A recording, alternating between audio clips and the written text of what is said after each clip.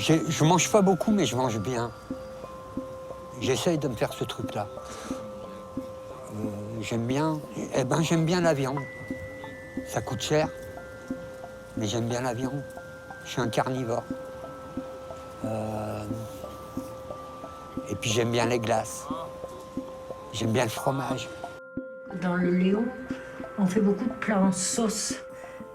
La blanquette, c'est quand il y avait vraiment un veau à la maison qui avait été tué. La langue de bœuf. La langue de bœuf, ah oui, ça, on faisait beaucoup. Hein.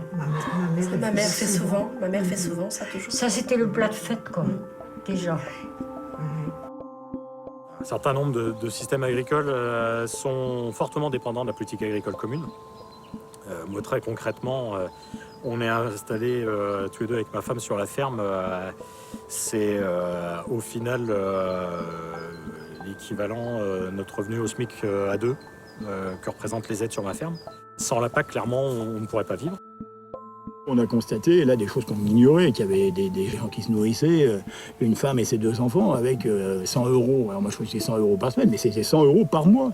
Et encore c'était les bons mois. Tu vois, il lui restait entre 80 et 100 € pour se nourrir elle et ses 2 enfants. Donc c'est assez courant apparemment aujourd'hui encore. Hein. Mais à l'époque moi je ne savais pas.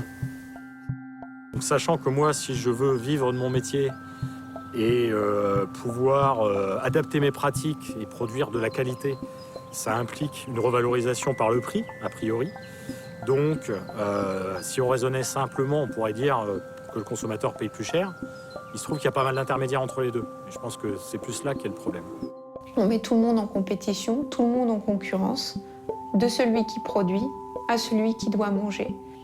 Et c'est par rapport à ça que la problématique agricole et la problématique de l'aide alimentaire, elles sont extrêmement liées, puisque finalement, on a des gens qui produisent et qui ne peuvent pas nourrir. Ils sont dans des conditions de production qui ne correspondent pas à ce qu'ils voudraient faire.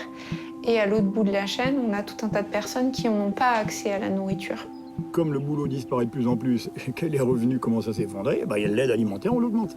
Et puis voilà, ça marche comme ça. Et comme l'agriculture et sa façon de faire aujourd'hui participent de l'effondrement économique en détruisant l'emploi, en détruisant les revenus, plus l'agriculture produit, plus on est obligé d'augmenter l'aide alimentaire. Et ça tombe bien.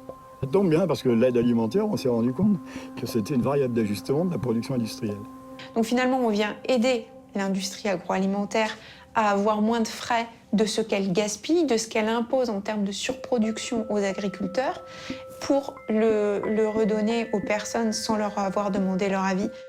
Si cette nourriture est bonne, qu'elle aille aux riches. Qu'elle serve à nourrir les cantines de l'Élysée, mais pas dans l'aide alimentaire. La démarche de proposer des produits qui soient un peu de plus haute qualité que juste des décharges de banque alimentaire, je trouve que c'est un projet que j'ai vraiment envie de soutenir. On est vraiment le début de la chaîne de la solidarité dans le vivant et dans la banque alimentaire, quoi. On la produit, alors ça serait dommage de nous exclure. Les industriels, eux, ils viennent au second plan, quoi.